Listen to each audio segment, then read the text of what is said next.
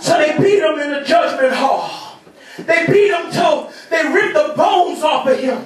They mocked him. They put the thorn on his head. But guess what? The Bible lets us know that cursed is any man that hang upon a tree.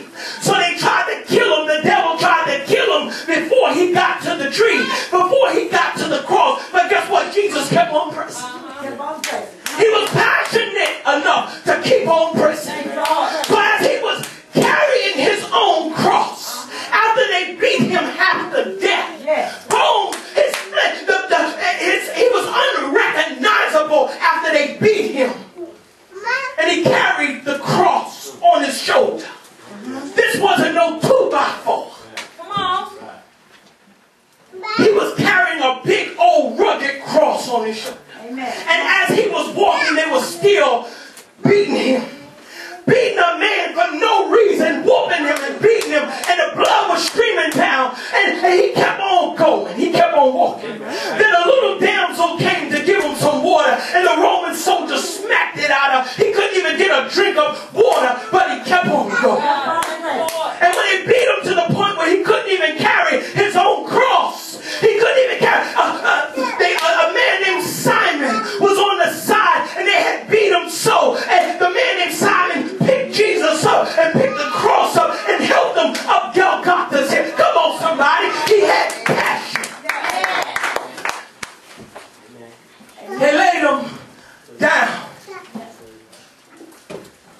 They put nails in his hand. They put spikes in his feet. They hung him upon that cross. And even on the cross, people were wagging their head, wagging their fingers, saying, he saved others. Why won't he save himself? He healed others. Why won't he heal himself? He raised other people from the grave, but why won't he raise himself up? You know why? Because he had a passion. He had to die so that we can live. He had to die. He had to be passionate about this thing. And they, on the cross, had two thieves on the side. One thief said, get us down from here. You got the power to do it. Save us. You the man. Get us down from here. But they deserve to die. But the other one said to him, he said, Master, when you get to your kingdom, when he said, when you get there, he says, may I be there with you. And even on the cross, Jesus was saving souls. Even on the cross, Jesus was passionate about God. Even on the cross, when he was on the brink of death, he looked at this man and said, surely this thing, you shall be with me in paradise. He was passionate about his job. He was passionate about his mission. And I ask Christians today, what is it that you're passionate about? There are certain things in your life that will cause you to be passionate. One of the things that will cause you to be passionate is pain. Pain will cause you to be passionate. Pain to get you to move. And sometimes God has to allow you to go through some pain so that your pain will produce passion. My God. Sometimes God will have to allow you to go through some pain in order for you to turn to God and produce a passion for Him. Come on now. Come on, Pastor. Sometimes God will cause you to go through a rough time. Yes. There are things that we go through in life that will produce passion. Amen. One of the things that will produce passion is a negative thing called hate. Most prisons that hold murderers in America, there are more crimes of passion, more murders of passion than any other type of murder in America. Crimes of passion. husband, and it generated in you such hatred that the passion to kill that person, you knock out all reason because you're passionate. Yes. Yes. And most prisons you go through are filled with people with regrets in their life because they were so passionate about their loved one that it produced hate. Another thing, jealousy will produce passion.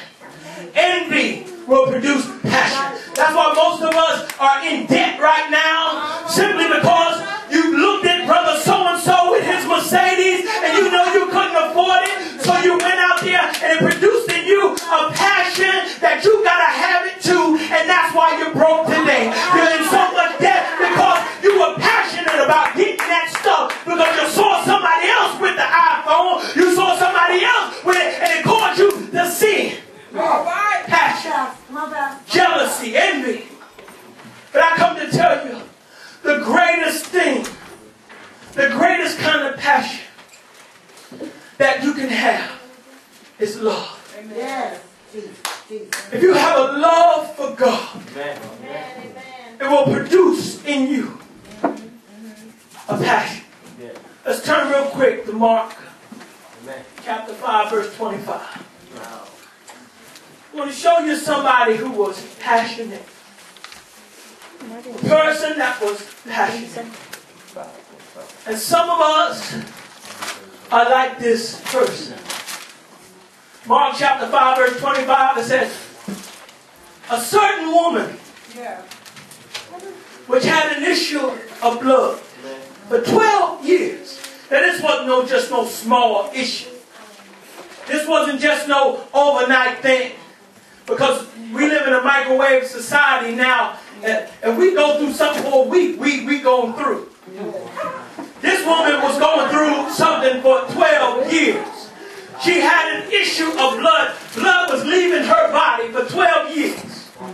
And guess what? This woman, with her issue, she was banned from the temple because Jews said if a woman had these type of issues, they could not come into the temple to even worship. Matter of fact, anything she sat upon was considered unclean. Y'all don't understand this. This woman was going through this for 12 years. She spent up all her money on doctors, trying to find out what was wrong with her. It produced in her a passion for healing. The issue that she had caused her to become passionate to get a healing, some resolution about what she was going through. And then she had suffered many things of many physicians. She went to the doctors and had spent all that she had and was nothing better, but rather grew worse. Oh, she was going through, Brother Charles. Getting worse and worse and worse. When she had heard of Jesus, came in the press behind him and touched his garment. Now, you got to see this. Thousands of people all around it, Brother Mark. Thousands. Trying to get to Jesus. This woman who wasn't supposed to touch nobody. This woman who was an outcast because of her medical condition. This woman began to praise. This woman became passionate about Jesus. And she said to herself, if I can just but touch the hem, which was a tassel. It was a tassel. It was called a talik. It was a Jewish rabbis wear it today. And they had strings on them. She said, if I can just touch, she said to herself. And that's why I believe most of us Christians need to start talking to ourselves. We need to start talking to ourselves about Jesus. Because she said to herself, if I just but touch the hem of his garment, she said, I can be healed and be made whole. And so her passion to get out of her pain, she received her healing. And Jesus said to her, touch me. Out of all, and you can see the apostle, a lot of people touching you. No,